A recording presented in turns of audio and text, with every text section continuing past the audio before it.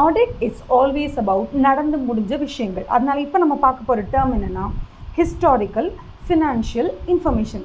அது என்ன historical financial information அப்படின்னு கேட்டிங்கன்னா, ஆடிட்டில் ஜென்ரலாகவே நடந்து முடிஞ்ச விஷயத்தை தானே போஸ்ட்மார்ட்டம் பண்ணுவோம்.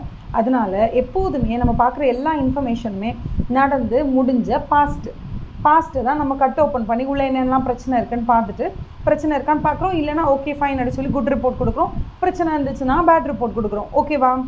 அதனால் அதுக்கு வந்து டெக்னிக்கலி என்ன டேர்ம் வச்சுருக்காங்க அப்படின்னா ஹிஸ்டாரிக்கல் ஃபினான்ஷியல் இன்ஃபர்மேஷன்.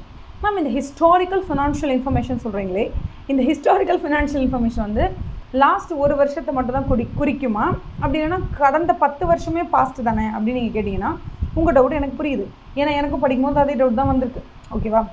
அப்போது ஹிஸ்டாரிக்கல் ஃபினான்ஷியல் இன்ஃபர்மேஷனுங்கிறது ஃபார் எக்ஸாம்பிள் நீங்கள் 2025 உட்காந்துருக்கீங்கன்னு வச்சுக்கோங்களேன், 2023-24 அப்புறம் 22-23 21-22ன்னு பாஸ்ட் இயர் எல்லாமே இந்த historical financial statement or historical financial information அப்படிங்கிற அந்த வார்த்தைக்குள்ளே உள்ளடங்கும்.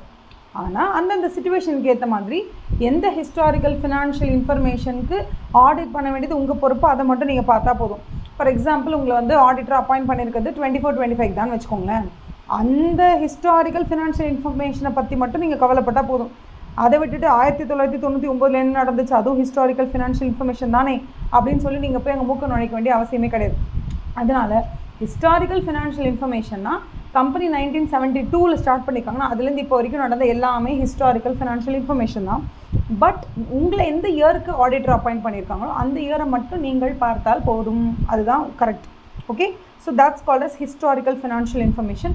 நம்ம அப்போ எப்படி ஹிஸ்டாரிக்கல் ஃபினான்ஷியல் இன்ஃபர்மேஷனுக்கு ஒரு வேர்ட் இருக்க மாதிரி ஓகே ஃப்யூச்சரில் நடக்குதுல்ல அதுக்கு என்ன இன்ஃபர்மேஷன் அப்படின்னு கேட்டிங்கன்னா இனிமேல் தான் நடக்க போகுது அப்படின்னா அந்த இன்ஃபர்மேஷனுக்கு பேர் வந்து ப்ராஸ்பெக்டிவ் ஃபினான்ஷியல் இன்ஃபர்மேஷன் சொல்லுவோம். ஓகே, ப்ராஸ்பெக்டிவ் இன்ஃபர்மேஷன் இனிமேல் தான் நடக்க போகுதுன்னா, நடந்து முடிஞ்சிருச்சுன்னா ஹிஸ்டாரிக்கல் ஃபினான்ஷியல் இன்ஃபர்மேஷன். ஹிஸ்ட்ரினா கம்ப்ளீட்டாக ஸ்டார்ட் பண்ணது 1972 இப்போ வரைக்கும் எல்லாமே ஹிஸ்டாரிக்கல் ஃபினான்ஷியல் இன்ஃபர்மேஷன் தான்.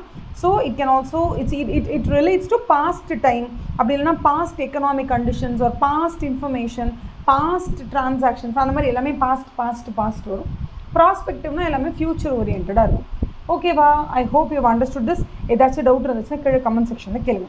ஓகே, பாய். கண்டிப்பாக சப்ஸ்கிரைப் பண்ணுங்கள், அப்புறமா லைக் பண்ணுங்கள், அப்புறம் உங்கள் ஃப்ரெண்ட்ஸோட ஷேர் பண்ணிவிட்டு அப்படியே கமெண்ட்டும் பண்ணுங்கள். புரியுதா இல்லையான்னு. புரியலைன்னா நான் மறுபடியும் உங்களுக்கு புரிகிற மாதிரி இன்னும் கொஞ்சம் சிம்பிளிஃபை பண்ணி சொல்லித்தரேன். ஓகே.